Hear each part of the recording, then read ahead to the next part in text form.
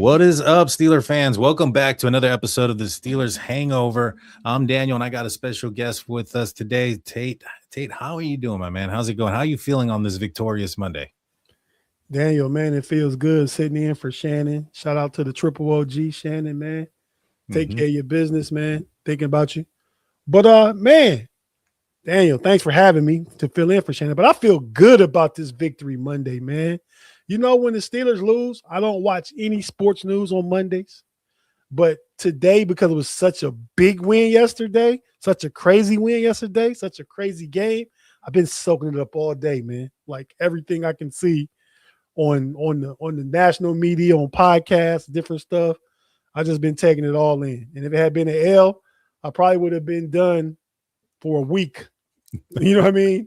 Like just tapped out for a week. I would have done the shows that I do regarding the Steelers, podcasts I do, and probably been uninformed. I wouldn't have researched anything. I just got on to talk and vent. But yeah, now I'm in a good place. Well, I'm sure we'll talk about tonight. I like the matchup against Houston. So you know, man, I feel that positive energy right now, man, as far as the Steelers go. Yeah, I'm with you too, my man. I think I've never watched a reaction video before of, a game or anything like that. But today I think I've seen 100 or 200 Steeler fans reacting, and a few of the Baltimore Ravens fans reacting to that missed field goal. You got to enjoy those agony clips too, because I was there. I was feeling it. Right before that kick happened, I was in agony. I thought it was over. I thought the season was done. I was like, man, this is it. The kick goes up. I'm glad my wife wasn't recording me, because I would have been on that, an extra one of those clips and those reaction videos, running around. I'm glad I didn't rupture another Achilles or anything like that. Right. But we were actually, not to cut you off, we were actually live on the Nordogs channel, the 2-minute warning. And at the moment, I mean, it was uncontrollable, right? Like, I mean, so we thought we had to win a touchdown to Calvin Austin.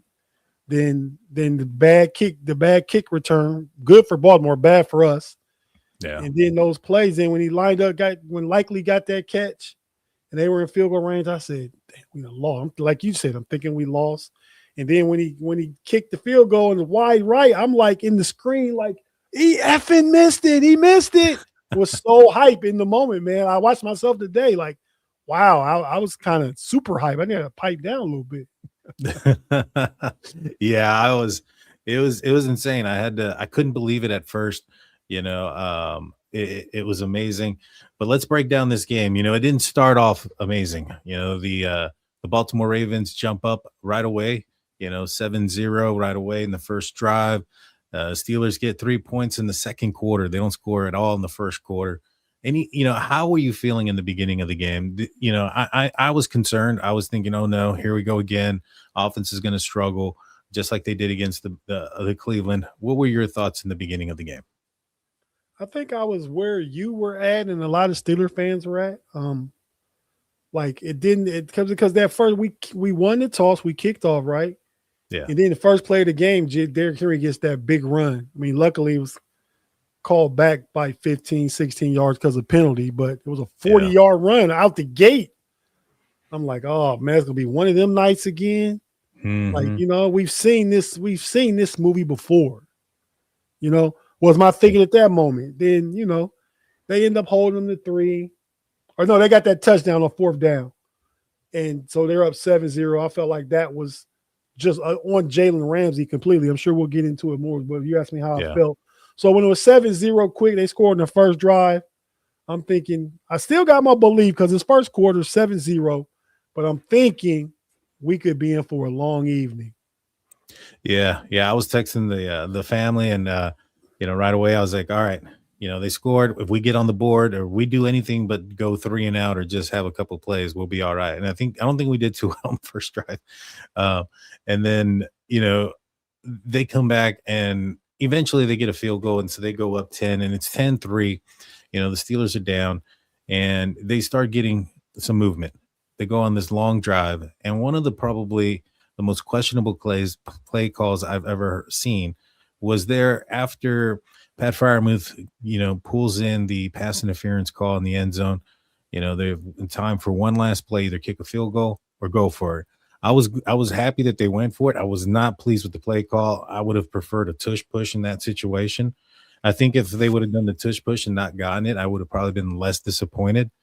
But the play that they call was designed to put Kenny Gainwell, I guess, one on one with somebody if one of the defenders falls for the play fake that was happening, or the play action that was happening in the interior part of that play.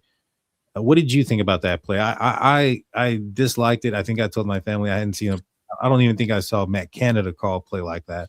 What did you think about that last half before the half play? Yeah, man, I'm 100% with you. I was okay with going for it. I was glad we went for it. I think the tush push would have been a better play call, but something besides sending Jonnu Smith in motion the other way and trying to misdirect them and not giving Gainwell any lead blocking out there that side. He was just supposed to beat whoever the man was out there, and it was doomed from the start. So I'm with you 110% on that one. I mean, agree with going for it, no problem at all with that, but definitely didn't like the play call. Yeah, it kind of put me in mind. It like the same play. Remember last week against Cleveland on the fourth down, they went for it and Gainwell got stopped on like a 4th and 3 near midfield. It was similar to that. I'm not saying the same exact play, but it was kind of like a wide run where he has to get outside and it just didn't materialize. I felt like that was the same type play. Yeah, it definitely was. I was frustrated. I thought the momentum had swung the other way. Fortunately, as we mentioned, the Steelers end up coming in and taking the ball at the second half, and that's really when offensively they started to really get to work. Defensively as well, they shut out the Ravens for the entirety of the third quarter. But let's start talking about some of these players. Aaron Rodgers, 31 of 47, 294 yards, 1 touchdown, got sacked twice for 4 yards. What did you think about A-Rod? I thought as the night progressed, he got better, and I think he and Jonnu Smith just need to get on the same page. Another ball that was wide open, thrown over his head. Outside of that, I thought as he warmed up, he did well. What was your opinion of the 4-time MVP? Yeah, if he had hit that one, he'd have passed for well over 300 if he had hit that play because it was there. But as far as his play overall, I felt like, and like I felt in most of these games, outside of the game in LA against the Chargers, and I felt like that he kind of went back home to Malibu and maybe who knows what he was doing the Saturday night before the Sunday night game, because that to me was his worst game of the year. But last night it sounds cliche because we've heard players say it, we've heard Coach Tomlin say it. It's what they brought him here for, right? I mean, the dude's brain at the line of scrimmage is a computer, right? Yeah. I mean, he gets up, he talks to his receivers one-on-one in the huddle. If you watched all the stuff that I'm sure you heard about in the huddle before that Calvin Austin touchdown, he asked Calvin, what do you want to run on the backside, and McCormick or Muth, he wasn't sure which one said it, but just cook somebody. And he did the double move. He got open, the dude slipped, Aaron Rodgers hit him, but Aaron Rodgers was on a burner last night in the second half, man, especially in the fourth quarter. And we graded it out last night. I gave him an A. Yeah. He got a complete A. I mean, he probably took one of those sacks was of his own doing. Can't blame him for using the timeouts. Well, 2 of them anyway, because miscommunication problem. And that was a critical point. Getting the touchdown was more important than saving the timeout. So if you had to kick a field goal then in the 17-16, you're still down. So I was okay with that, though I'd rather it not happen. And he just made all the right plays, man. Made all the right plays. So, I thought he did as well. He was smart with the ball. That's one of the things that have kind of come down quite a bit. I think he has 7 interceptions on the season, but a lot of that was earlier on in the year. For the last few games, and I'm going to knock on wood, I didn't jinx him for anything. He's been protecting the ball and really, I don't want to say game managing, but elite game managing. Not doing anything too overly crazy. He was able to get away from pressure at one point. He got a first down, with his legs. And he looked good out there. Like I said, it looked like he needed to calm down a little bit at first. I think maybe he needed to build a little bit of confidence in his offensive line there, or gain some confidence in his offensive line there from maybe perhaps the last week, maybe he still had some jitters. I don't know. But once he did calm down, I thought he played, amazing. I mean, he was, he's looking more like, pre Jets Aaron Rodgers.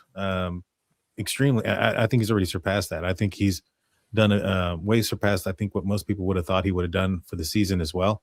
And like you said, it does seem like he's calling a lot of his own plays or making his own things happen. The Kenneth Gainwell pass down the seam or down the sideline against the Lions. After that, he was talking with Kenny Gainwell and Jalen Warren were talking on Hayward's podcast. And during that podcast, he mentioned, or Cam asked him, he's like, hey, we all heard Aaron Rodgers tell you to run the go route.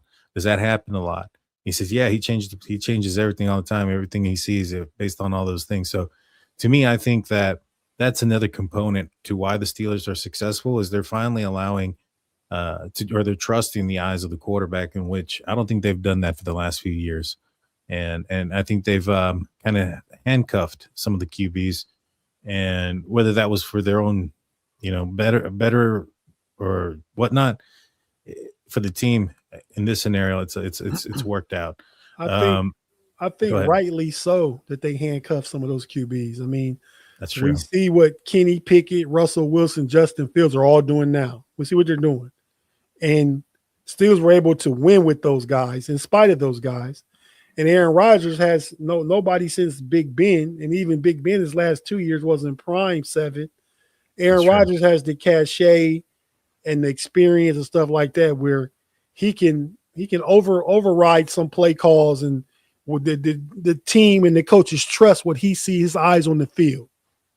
So, I think before we were kind of handcuffed to there's a play and there's an audible play. Aaron Rodgers can go to the line of scrimmage and determine what the defense looks like. Then have one choice of audible. He has carte blanche, whatever he wants to do. And that's big for this offense. Oh, yeah. Yeah, I 100% agree with that. And it's worked out great, like you said. And, I don't think – because, there was some rumors last year that Russell Wilson and Arthur Smith didn't get along.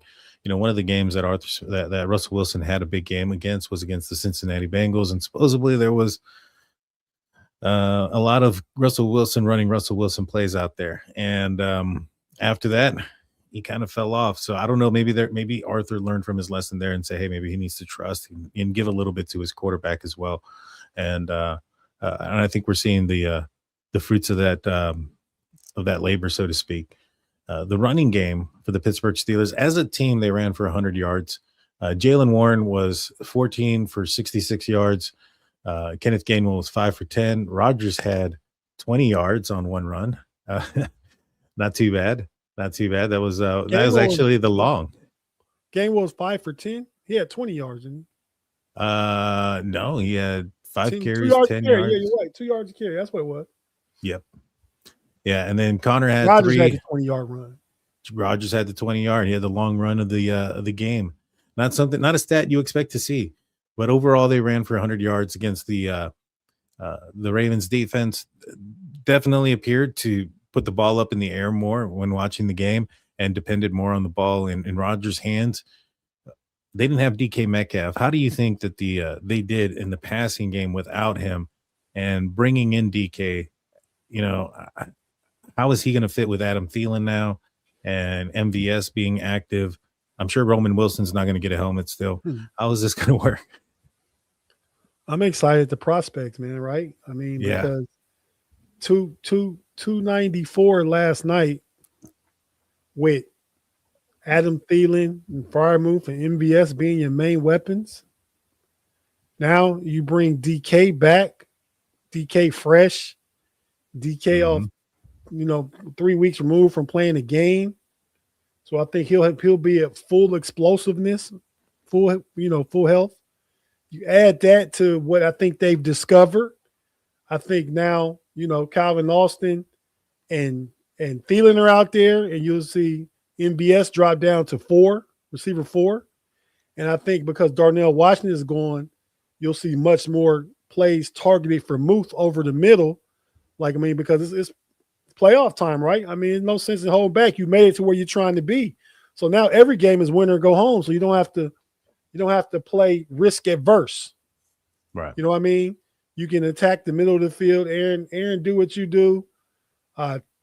Defense, we need you to take on the challenge of matching the number one defense in the NFL. So I think getting DK back and what they've had to do to kind of manufacture offense since he's been out is only going to help them be better once he's put back in. Yeah. You're absolutely right. And it's going to make things easier for these other guys too, because the attention's going to be on DK. And so some of these guys are going to be able to get open, or should be able to get open a lot easier. Calvin Austin, he's been out also with injury. He made his return. He had a big play, as we mentioned before, gave the Steelers the go-ahead winning touchdown at the end there. And overall, like I said, I think the offense played great. The offensive line, I think, is continuing to take steps forward. I don't know where Broderick Jones is on his injury status, if he's going to try to come back for the playoffs or not. I don't think the Steelers are too concerned about it. How are you impressed with Dylan Cook's performance, filling in as a guy that was I think he was fourth guy on the depth chart for this position? Yeah, I'm definitely impressed with Dylan Cook. I mean, a lot of people seem to think he's the starter moving forward, beyond this year. I think he looks really good, but I'm not ready to anoint him the starter going into next year. I think you got too much invested in Broderick Jones in the first round pick, not to at least make it a competition. Yeah, for the left tackle position. So I'm not anointing him yet, but they've got above quality play. So, Dylan Cook's played great. I feel like the line has been really good, and they're just getting better and better. The more games they play, as long as they stay healthy, I anticipate that they keep getting better because, the snaps on the field together. I mean, it's continuity and rapport building with the offensive line. The more times you go to battle together, the more experiences you get in what the guy next to you likes or what he's going to do and stuff like that.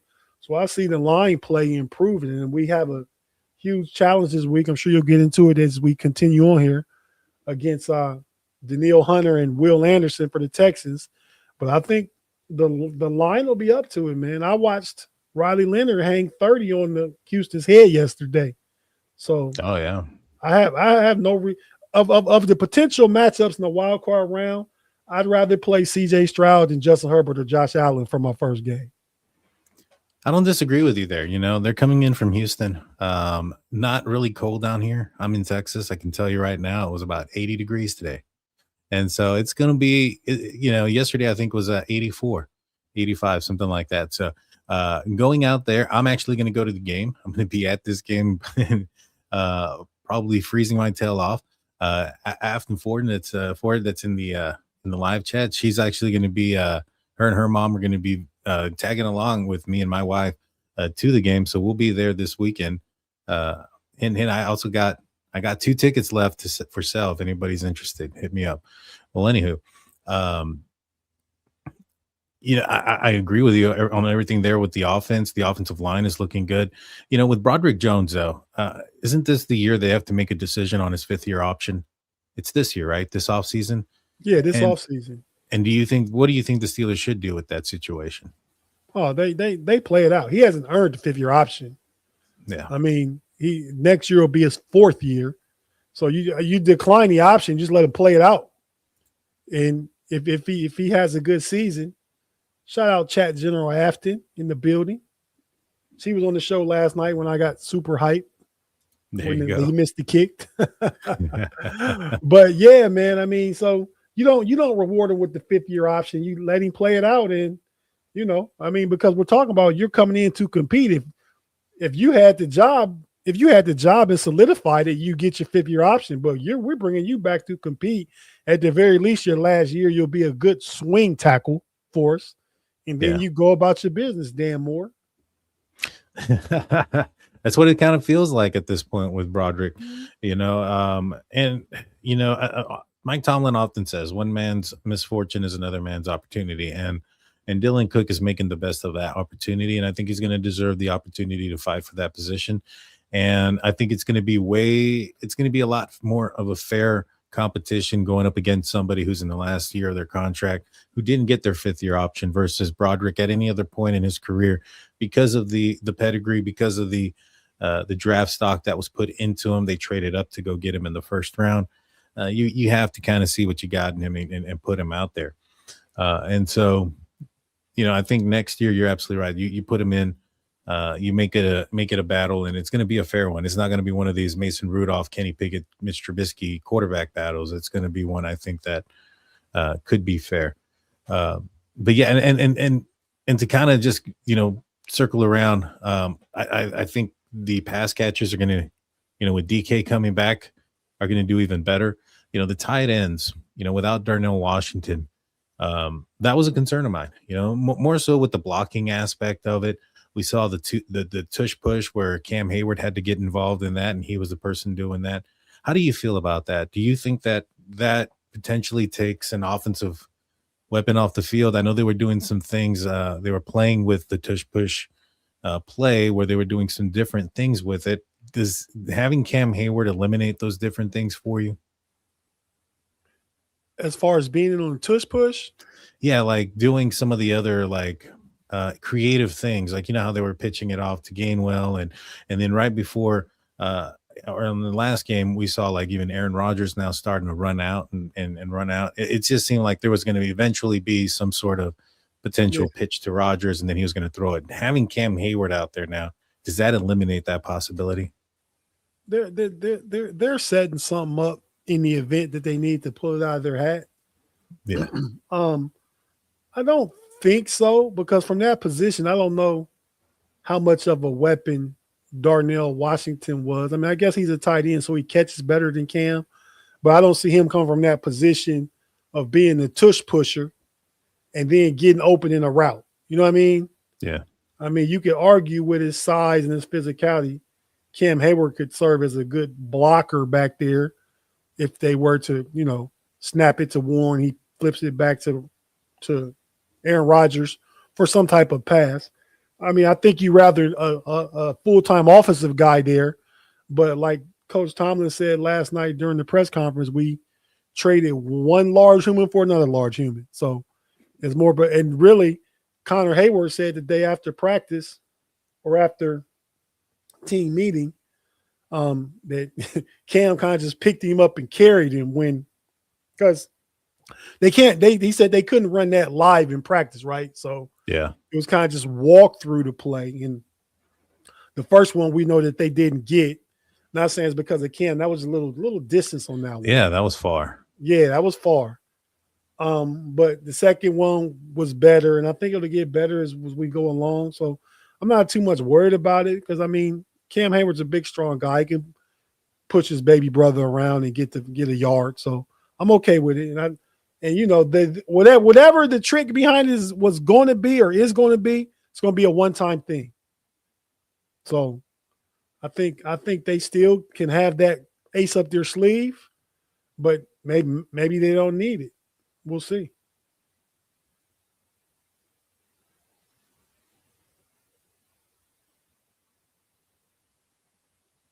Am I froze or are you froze, Daniel?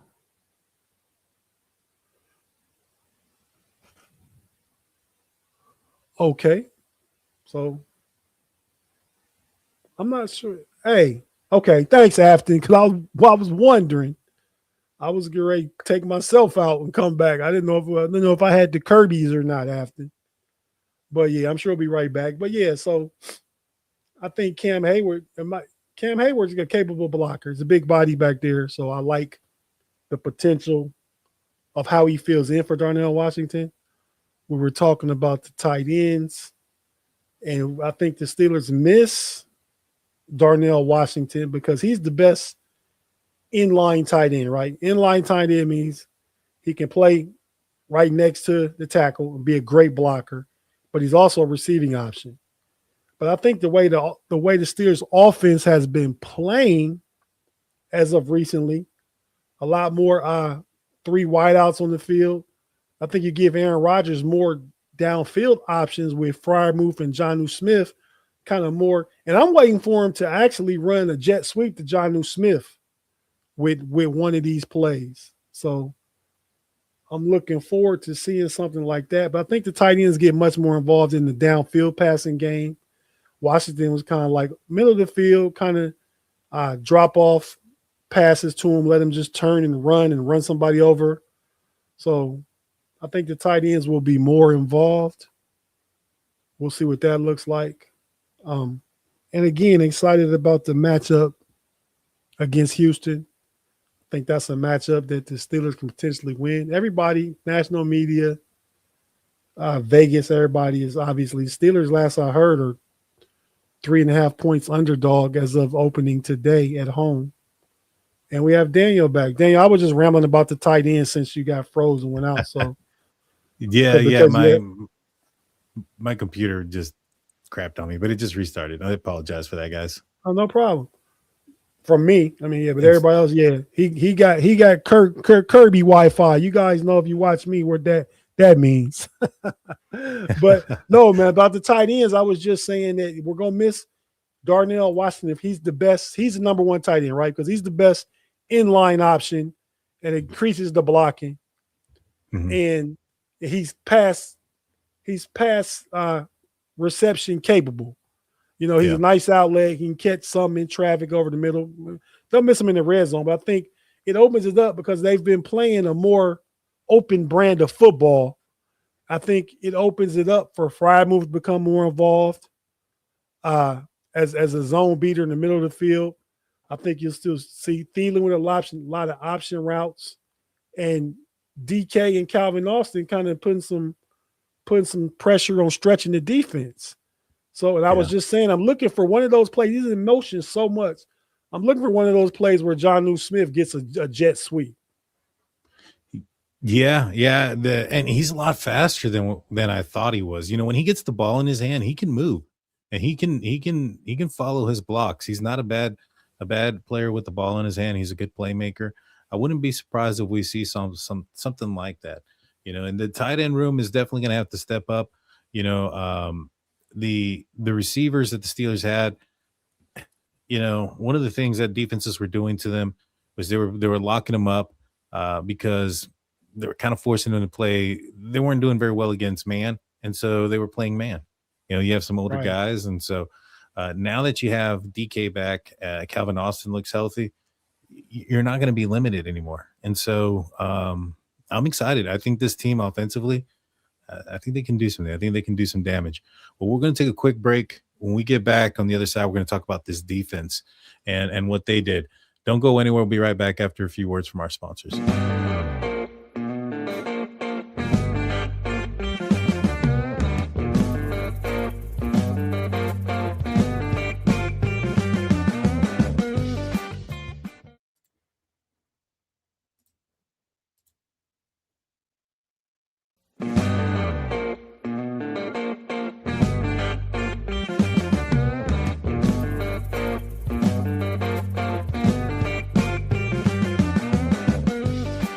Back. Well, thank you everybody for staying with us. Before we get back into the conversation, I want to remind you guys of our website, SteelCurtainNetwork.com, your one-stop shop for Pittsburgh Steelers news and coverage. Go check it out when you're done here.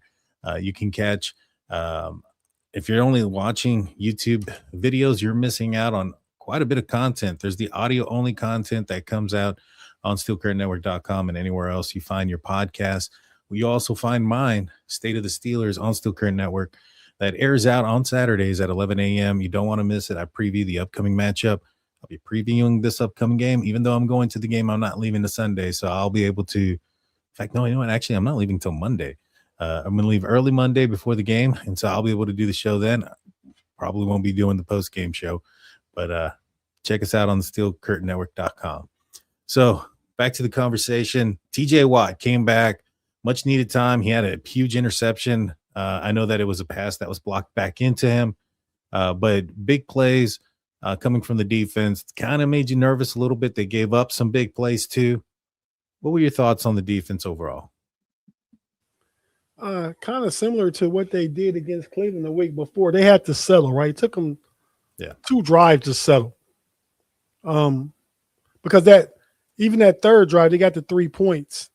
That's because the Steelers went for it on fourth down and they got one first down. We're in field goal range.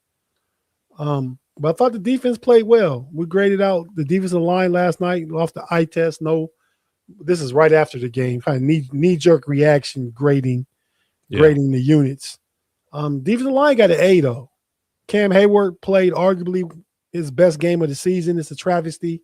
He wasn't named to the Pro Bowl when he's going to be first team All Pro. He's played that well this year. Derek Harmon, if you remember, chased Lamar Jackson, made him run out of bounds, held him to no gain. Just his effort. I mean, I think he's learning under Cam Hayward. Keanu Benton had a big game. Wish him or Heisman could have wrapped Lamar up on that play that ended up being a touchdown to Zay Flowers. But still, good effort from the D-line. Y.J. Black was in there, a body in there, clogging stuff up. So, I mean, I like the way the defensive line played. The linebackers, I think there's room for them to get better. I think we had Harrison in a lot because of the threat of Derrick Henry. We needed a bigger physical linebacker in there.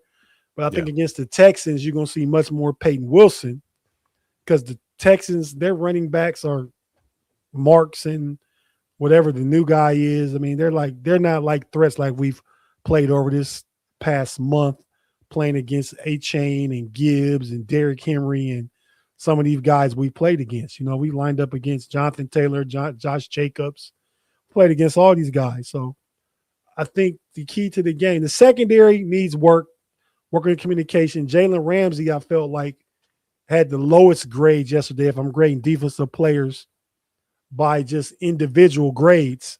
Jalen Ramsey had the lowest grade. He got beat on one touchdown for sure, the first one, biting on something. Then I felt like it didn't cost us, luckily, but I felt like he should have been able to break up that pass play to Likely. I mean, he was right there on that ball. You got to get that out. That's your job. It's not like it was a body catch into the numbers and you couldn't get around him. It was up above his head, and you got to find a way to knock that out. You were right there. So, you know, I think he'll be better. I heard he left last night before the press was getting in there to ask questions and stuff because he obviously was still feeling some kind of way. Happy they won, I'm sure, but knows he needs to be better. So people were saying, and we were saying last night, Big G even said, play the pick 3, 4, 5, 9, because all those guys owe this week. That would be DK Metcalf, Jalen Ramsey, and Chris Boswell. So looking for those guys to bounce back.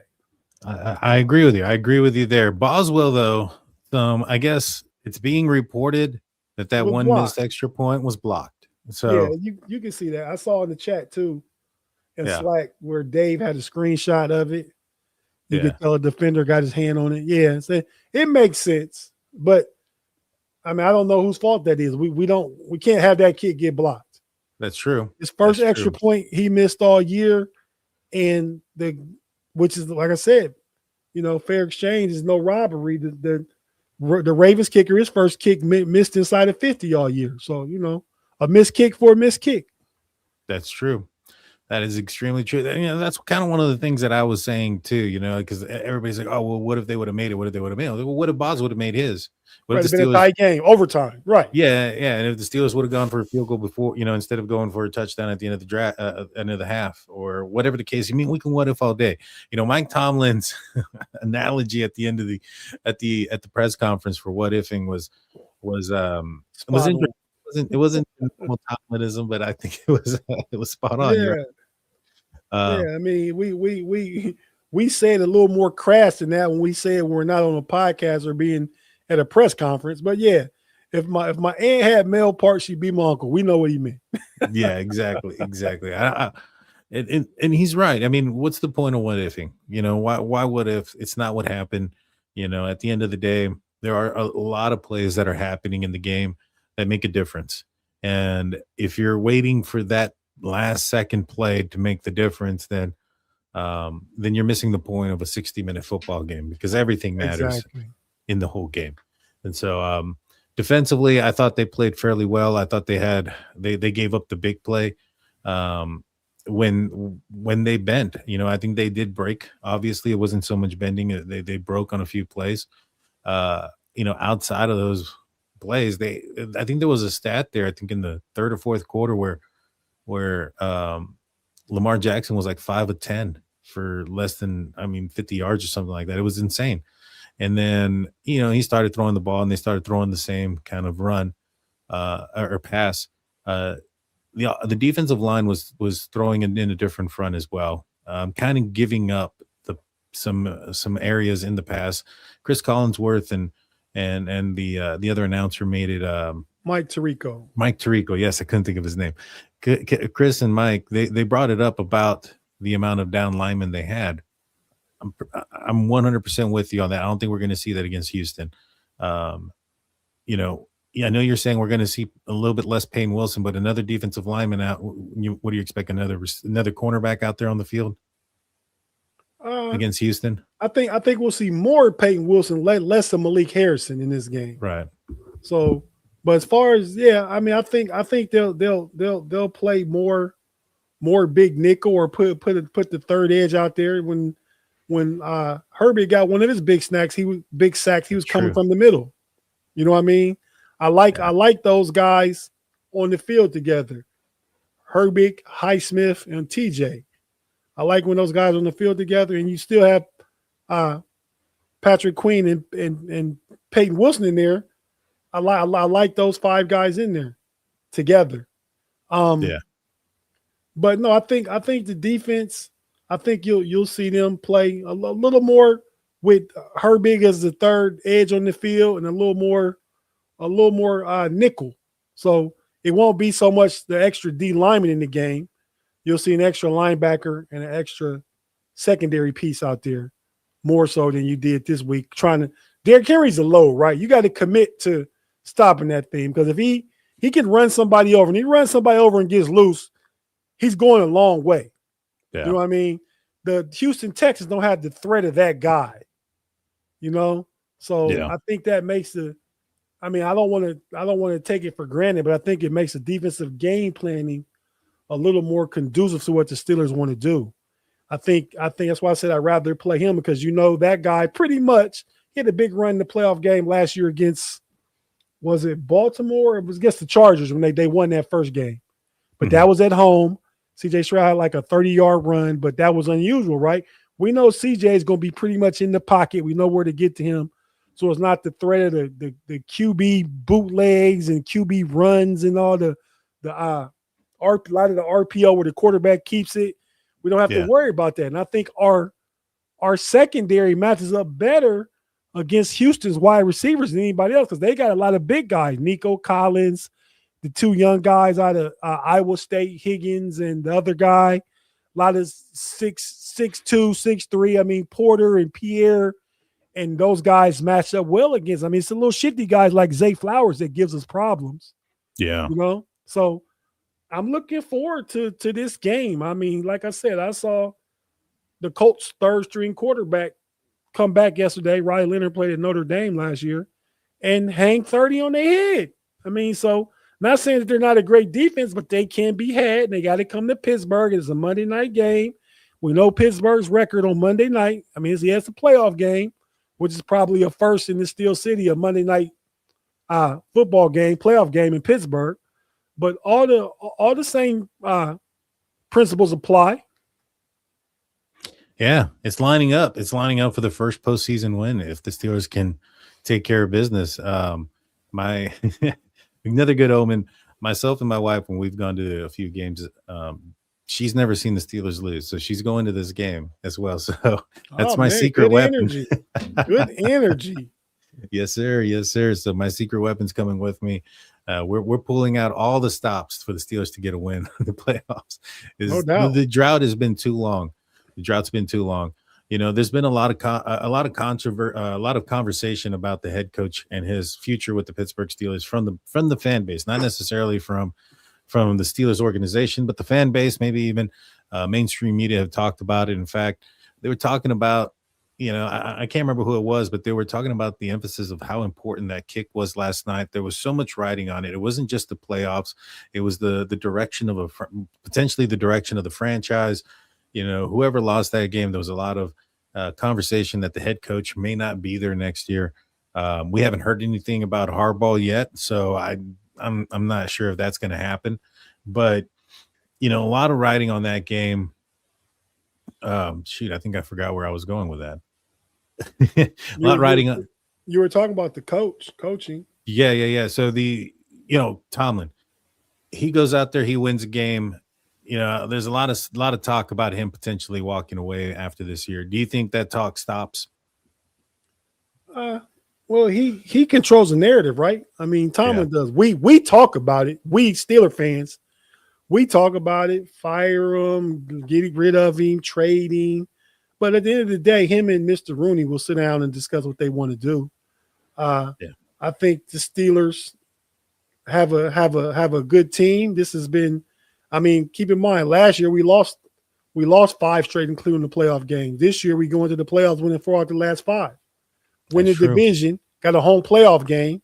I mean, if I told you that at the beginning of the year, Steelers last year they lost 5 straight. This year, at the end of the year, we're going to win 4 out of 5. We're going to have a home playoff game. Forget the seeding, a home playoff game. Would you take that? Every Steeler fan would say yes. Mm-hmm. That's what we get. We have that. We have an opportunity.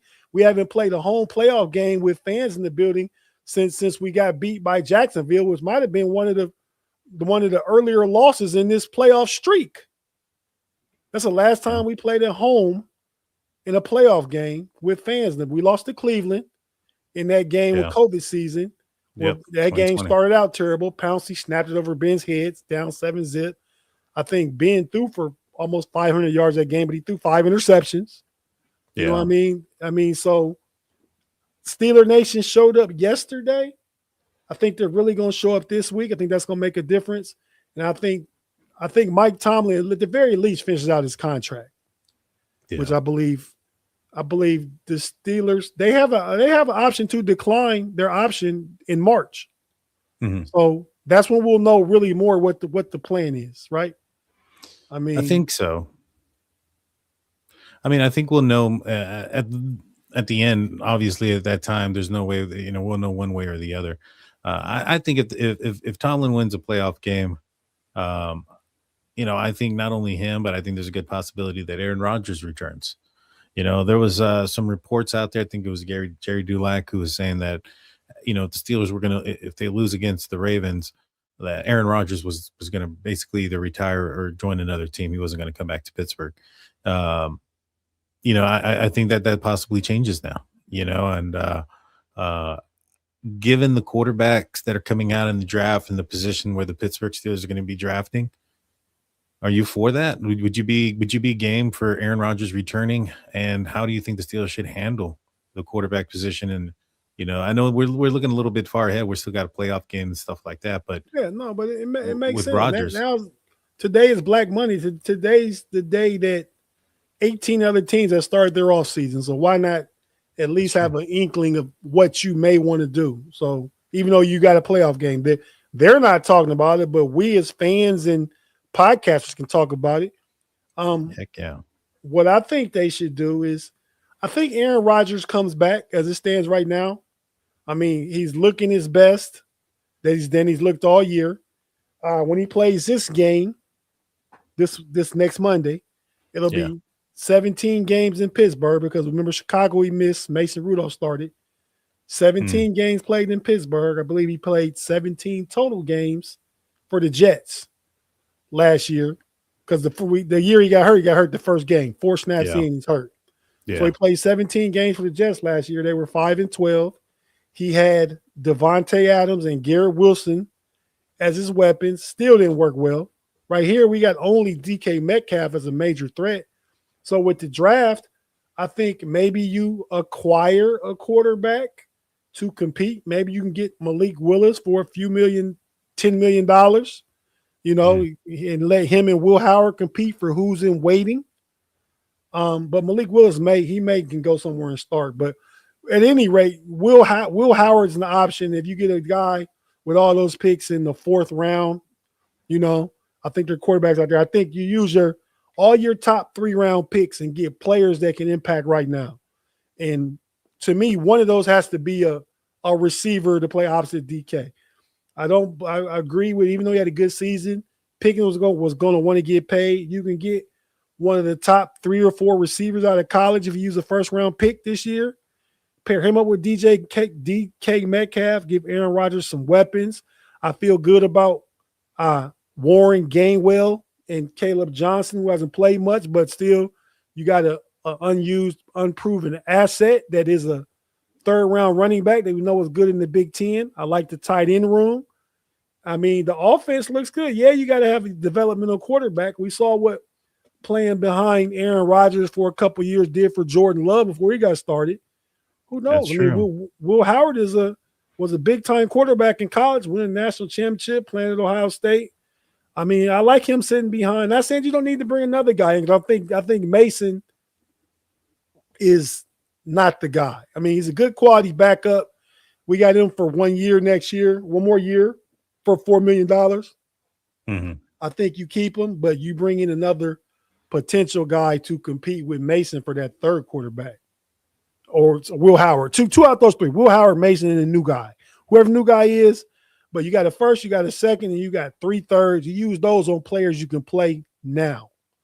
And then all those fourth, fifth, and those other later round picks, you can trade up, maybe get one more player.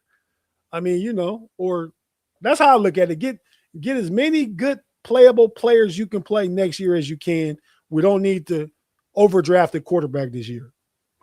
Yeah, no, I don't disagree with you there. I think that's quite possible. Given where the Steelers are drafting and the capital that's going to be required to get up there, and even at that, I just feel that there are some teams that are up there at the higher part of the draft that are quarterback needy. And so it's one thing, like if, maybe the Giants are a team that are up there in the top, 5 picks of the draft that you might be able to have an opportunity to trade with. But the teams in front of them are quarterback hungry as well. And so you may still end up getting the third best quarterback at that point. And it may not be the guy that you're wanting. This class wasn't what it was anticipated to be. A lot of players ended up going back in for another year in college. A lot of players didn't produce. Archie Manning was one of them. And I was watching him. I was hoping he would be the guy that would come out and the Steelers would somehow make a move to try to get him. Not necessarily closing the door on that. I think he's progressed and he's gotten better over the year, but he's definitely not the guy that I thought he was at this point in his career. Which is why he's going to stay in school. Exactly. And I think there's going to be a few other, there was a few others that are. And so now you got to be able to adjust. And, the Steelers, they haven't adjusted in the past. And the last time they had a quarterback, needy situation, they didn't, and they ended up taking a quarterback in the first round that probably wouldn't have gotten drafted in the top three rounds. I wonder about that. If Kenny Pickett didn't get drafted by the Steelers in the first round, if he would have been available in the second round for him, I think he may have. I think that quarterback class was looked down upon, and as you can see, I think Malik Willis is the only one that's got a promising future right now. Brock Purdy, but he was the Mr. Irrelevant. Yeah, the last guy. So nobody, right. he really came out of nowhere. And so, hopefully the Steelers don't make any mistakes, because that can set your team back if you get it wrong with the quarterback. Yeah, absolutely. And it kind of did with Kenny Pickett. I feel like quarterbacks always get overdrafted, right? They're quarterbacks. So they always, if you're a quarterback, you're going to get pushed up around automatically. You're going to get pushed up around. I mean, we did a lot of talk last year about Jackson Dart. He went late. The other quarterback, Tyler Show, he had a good year in New Orleans playing for the Saints, but they were a bad enough team. They just could throw him out there and let him go, let him run with it, take some lumps, The Steelers are never going to be – we never wanted to be in that position. We want to pass the torch in whatever we do, be it coaching, be it Derek Harmon learning from Cam Hayward. We pass the torch, which is the foundation of organizational consistency, right? Mm-hmm. So I think that's what the Steelers motto is. The Steelers going out, teach the Steelers coming in how to be Steelers and what it means to be a Steeler. I don't disagree with Mark Malone. I wouldn't say 3 receivers, but they need 2 for sure. They need 2. I wouldn't be mad if they got 2 receivers in the first 4 rounds, which is for 6 picks. If they took 2 receivers out their first 6 picks, I wouldn't be mad. I wouldn't either, especially given the fact that they're not putting any trust into Roman Wilson. I don't know what the deal is. I don't know if it's a situation with him and Rodgers. Rodgers maybe just aren't I him and think it Arn. is. I heard the reason he didn't get a helmet this week because Aaron Rodgers said he feels more comfortable with Thielen and MVS. And you're Yeah. bringing Calvin Austin back, so that's the third guy. And Skoranek is best on special teams, so there's your other guy. That's 5 guys. MVS, Thielen, Skoranek's gonna get a helmet because he's special teams. Calvin Austin is your other guy. Your number 2, technically, really, is back healthy. So maybe he could have played, and because DK Scotty wasn't Miller. there, but I don't think he's gonna get a helmet this week. No, I mean he didn't get a helmet without DK there. Another one, I mean Scotty Miller, who's the other wide receiver, he's probably losing his helmet for DK to get onto the field, in my opinion. Yeah. And so you're even further behind. Kind of makes me question, if he's going to be a guy that's going to survive. Maybe he gets traded. I don't know. Especially if Aaron Rodgers is coming back. If Aaron Rodgers comes back, I don't know if that chemistry is all of a sudden just going to, at a snap of a finger, be there for next year. Maybe it is. Maybe they work out all off season. Yeah, it's an off season. I mean, get on the same page, but I got, because I think Roman Wilson is a talented player. I mean, arguably after DK, but he's a bigger body than Calvin Austin, at least physically, maybe not height wise by that much, but he's explosive. You know what I mean? So I think the reason he's not on the field is because the communication and the detail and stuff is not there with Rodgers yet. Yeah. But because I find it tough to believe he's not getting the helmet, and Scotty Miller did. And, Thielen is a crafty veteran. Aaron Rodgers is just comfortable with MVS. But MVS is not like a guy. You know what I mean? That's who Aaron Rodgers is comfortable with. Roman Wilson's a better talent right now than MVS. I agree. Yeah. I agree. I ain't gonna lie. When the ball is thrown to MVS, I have the same reaction as when Ben used to throw to Dayward Harris Bay. I'm probably saying his name all backwards. Hayward Bay. Darius Hayward Bay. There you go. Darius Hayward Bay. Every time they threw him the ball, I would hold my breath because I was like, man, this guy's gonna drop it. Or Lime is sweet. Like all these guys, I was like, that's how I feel when the ball's going to MVS. Yeah. Because even when he's caught it doesn't look clean. It doesn't. Last night the catch, it was a big catch, but the ball caught him.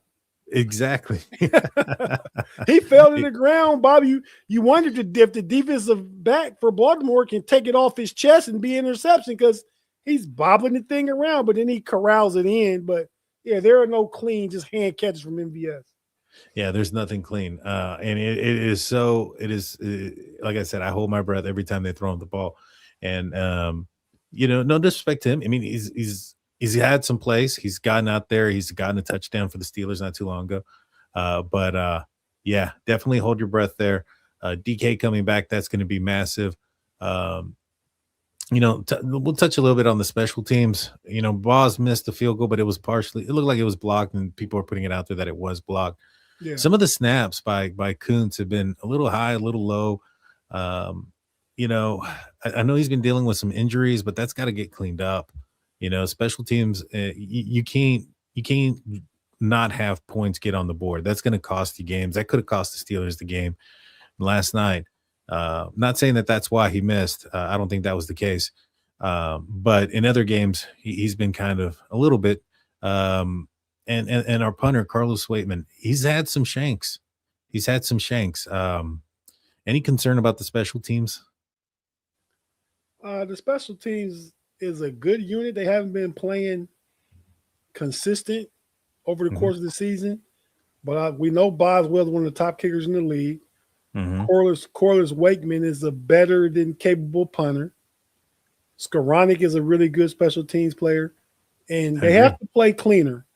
I agree with you that the long snapper, you just said his name again, Christian Kuntz, got to get tighter on his snaps. And I'll tell you this, I think this week, Monday night, we'll see a big play in the return game from either Calvin Austin or Jaylen Warren on a kickoff return. That'd be nice. That would be nice. It's due. I can see it is provided there's no penalty. I see it's looking like it can happen. Mhm. You know what I always look for is with Carlos Waitman, him being a left-footed punter. I'm looking for the bobble. I'm looking for the fumble and the dropped punt because of the ball going the wrong direction. Um, Last time the Steelers played Houston, didn't do so well. I was at that game. You My got beat wife 30 wasn't. to 6. Yeah, my wife wasn't at the game. I went with my brothers. Me and my brother. When I've gone with my brothers, we've not won. My brothers are not going to this game. My brothers are not going.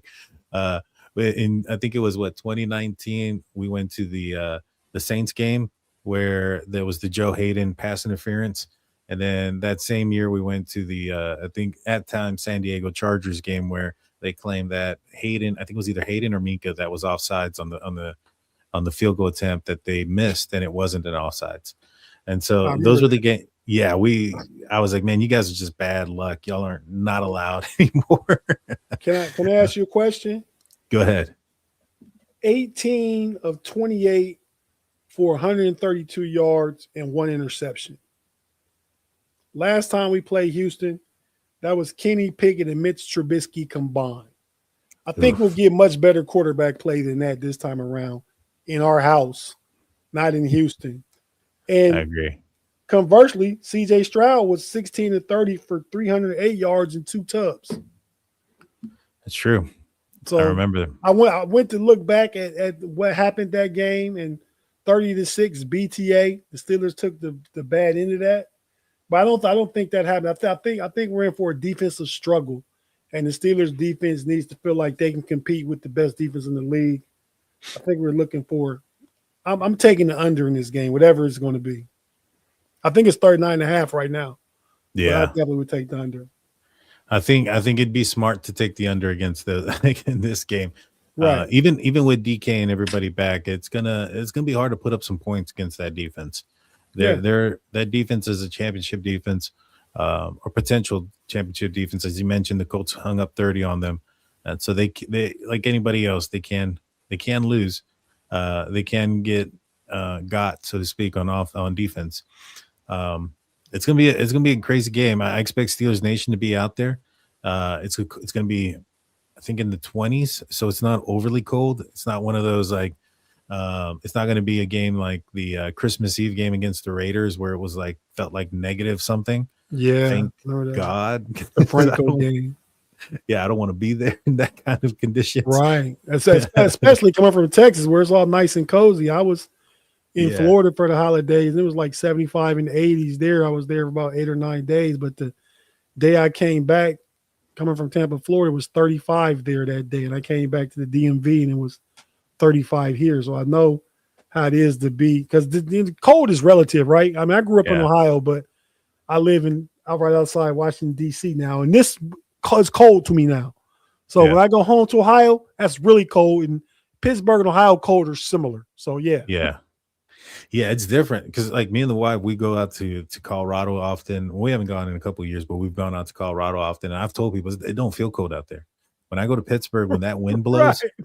blows, that's not the same. Right. Right. That wind Yeah. slaps you. It slaps you. It's all perspective, man. And you have a good amount of it living in Texas, traveling to Colorado, going to Pittsburgh. I mean, yeah, that's definitely some good perspective there, man. Because yeah, it hits different. It does. It does. Well, we're getting kind of towards the end of it. Tate, what do you have going on the rest of this week? What do you want to share with everybody? Oh man. Well, hopefully we had the Triple OG Shannon back on Wednesday. Hmm. We do the Pump Your Brakes podcast. That will be preceding the Smash the Gas podcast that we do on the Know It Alls channel. So we typically go from Smash the Gas to Pump Your Brakes. They play off each other. And then Friday night we got the homies on the Steel Curtain Network. So check that out. And everybody catch us every Sunday.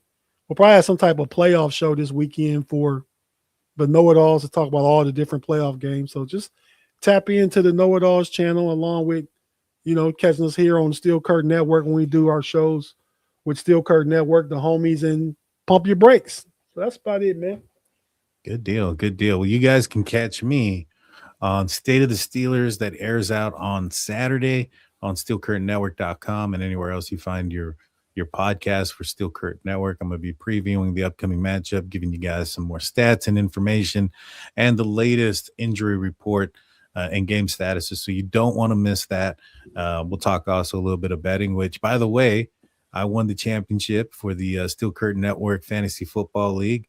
I actually won both. I was in two different ones. I was in that one. I was in a different one that I got some money on. It's been a good year so far. 2026 has been nice for me. I hope it continues with the Steelers victory, and so much more, guys. Please hit the like button, hit the subscribe button, ring that notification bell. We'll see you guys next time tomorrow night. Big Bro Sco Show is going to be on for Tate. I'm Daniel. We'll see you guys next time. Peace out, everybody.